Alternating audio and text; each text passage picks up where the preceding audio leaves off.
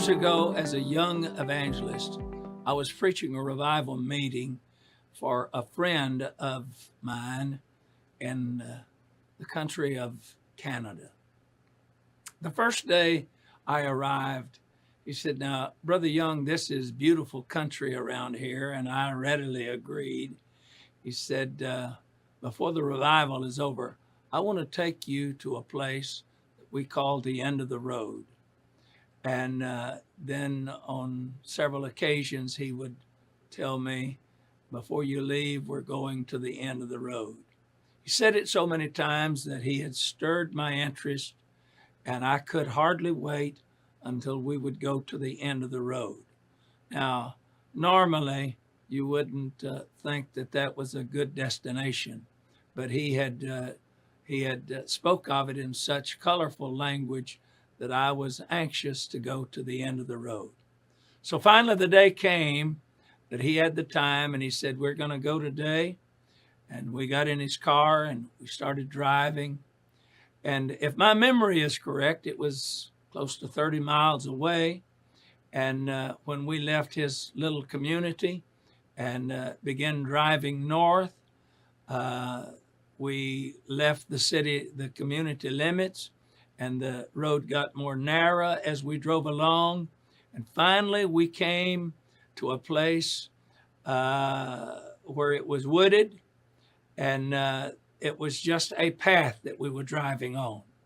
And we drove a mile or so in that area, and it came to an open area where there was a world-class hunting lodge, well manicured lawns, a beautiful place. We drove through that little area and came to the end of the road. Before us was a gate. It had a lock on the gate. And he parked his car.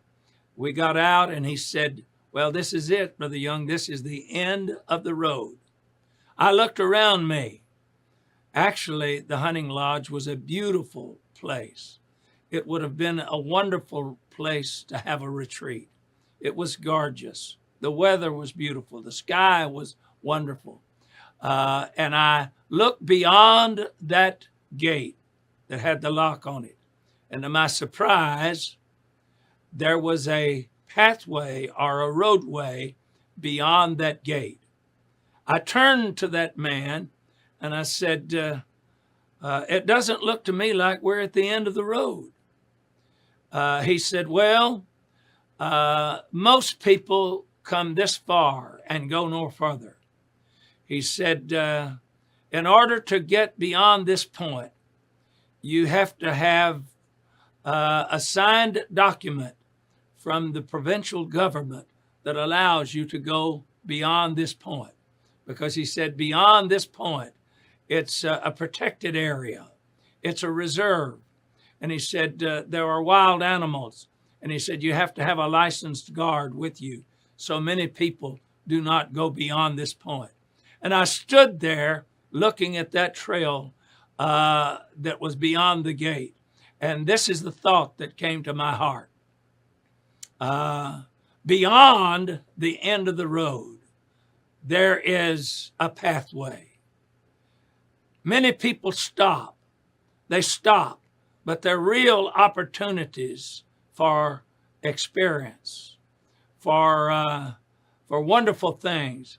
It's beyond where the average person goes. They have to go into a place beyond. How can I get there?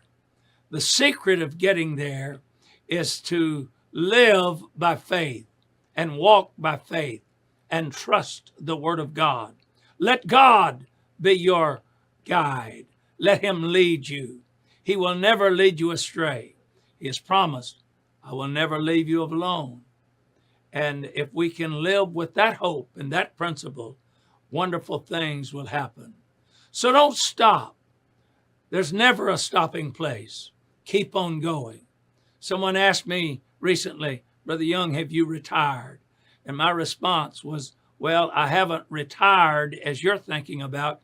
I've retired as you do when you put new tires on your car, where you have to keep going. And there's no stopping place for a child of God. Some of your greatest experiences are yet ahead of you. Some of your most wonderful things to do for God are yet ahead. So get up from where you are.